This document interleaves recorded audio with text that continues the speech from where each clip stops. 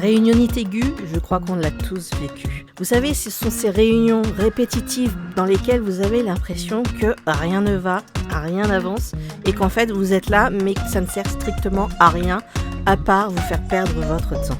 La com n'a qu'à bien se tenir, c'est maintenant. Vous êtes bien sûr avec Céline, votre social media et community manager, et on se retrouve pour notre nouvel épisode de la semaine. Alors, quoi de mieux quand on a une réunionnite aiguë auprès de notre entreprise que d'avoir le kit de survie pour ces fameuses réunions qui sont interminables? Eh bien, c'est ce que je vous propose aujourd'hui.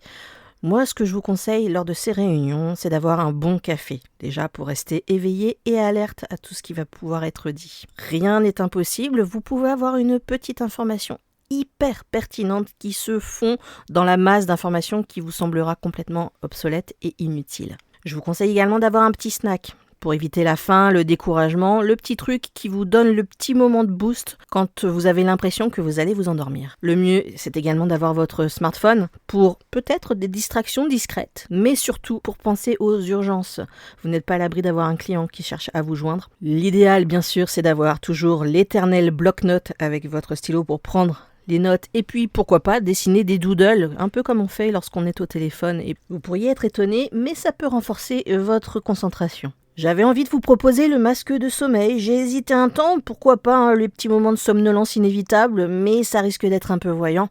C'est pourquoi je vous conseille éventuellement les écouteurs pour écouter de la musique pendant les longues discussions. Alors, on s'entend bien quand je parle d'écouter de la musique, je parle bien d'un fond sonore, tout simple, tout doux, histoire justement de pouvoir être à l'écoute si lors de leur fameuse discussion à rallonge, vous pouvez y trouver une information quelconque. Et puis bien sûr, pour finir, je vous conseille de vous équiper d'une énorme valise d'humour pour alléger l'atmosphère et bien sûr faire rire les autres. Alors rire avec modération, bien sûr, ça reste une réunion, tout dépend de l'entente que vous avez avec vos collègues et de ce qui est autorisé par la hiérarchie.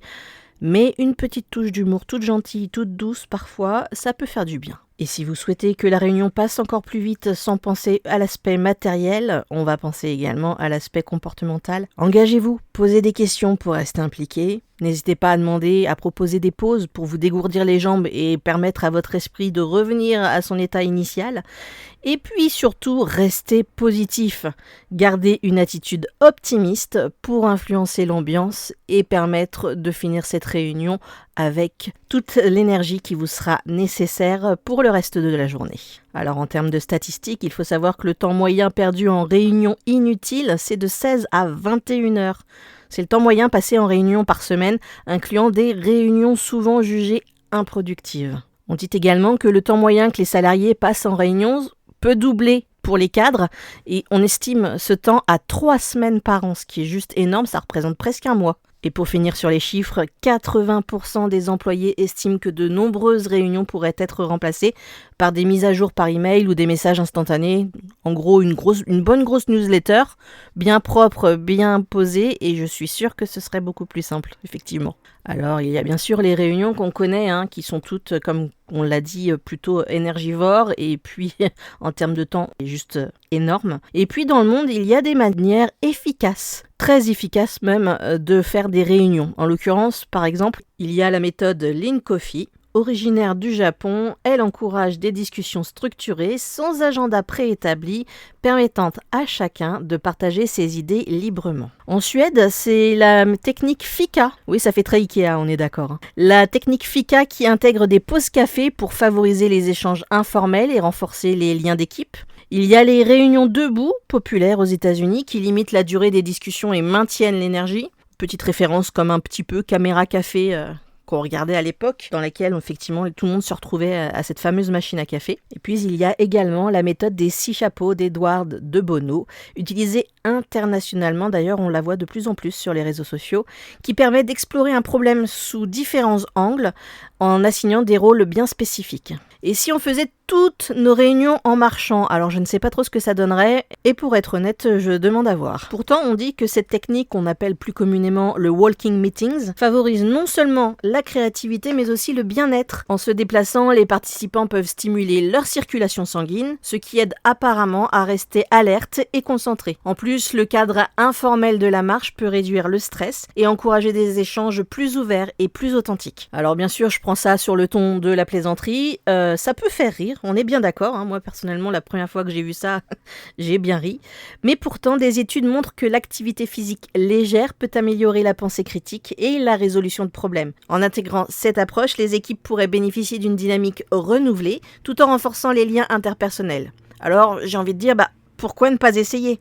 Une réunion en plein air pourrait transformer une simple discussion en une expérience inspirante. Alors bien sûr, je ne vous parle pas de faire ça en plein hiver, sous la pluie. Je vous parle bien d'une belle journée de printemps avec un soleil, quelques arbres, un peu de verdure. Effectivement, dans un cadre comme celui-ci, ça pourrait limite être fun. En combinant un petit peu toutes ces techniques à travers le monde, les équipes peuvent améliorer leur efficacité et leur créativité lors des réunions. Et du coup, ça me pousse à vous demander: comment se passent vos réunions la plupart du temps ? Est-ce que c'est du face-à-face, de la visio ? Est-ce que c'est hebdomadaire ? Est-ce que c'est mensuel ? Et puis vous, qu'appelez-vous une réunion ? Est-ce que c'est le truc hyper strict, limite chiant, du style costume-cravate et on ne déroge pas au plan qui est prévu? Est-ce que c'est un petit café croissant avec de la bonne humeur? Est-ce que c'est une visio-café juste pour prendre des nouvelles de vos collègues ou d'autres freelances? Dites-moi tout, j'aimerais vraiment vous connaître un peu mieux pour pouvoir vous proposer des contenus plus pertinents encore. Alors vous allez me dire, ouais, c'est bien que nous on te dise un petit peu comment ça se passe, mais toi, du coup, qu'est-ce qu'il en est ? Eh bien, pour ma part, les réunions, j'en ai avec un client bien spécifique qui, un coup, est mon client, puis un coup, c'est mon boss parce que je travaille avec eux aussi bien en freelance que parfois même en CDD. Tout dépend de leurs besoins. Si c'est de la com pure, je serai généralement en freelance. Si par contre, c'est à peu près 2/3 du temps en tant que coach d'alternant, alors là, c'est clairement l'aspect employé en CDD. Tout ça pour dire que les réunions sont nécessaires, c'est indéniable, mais que franchement, parfois, c'est un petit peu abusé et le temps qu'on y perd peut nous faire sortir de nos gonds. Enfin voilà, la com n'a qu'à bien se tenir, c'est notre petite réunion à nous, sans obligation, quand vous voulez et toujours dans la bonne humeur, même en cas de coup de gueule. On se retrouve la semaine prochaine, d'ici là, prenez soin de vous et on se retrouve à la machine à café pour une petite réunion d'habitués. Allez, ciao tout le monde!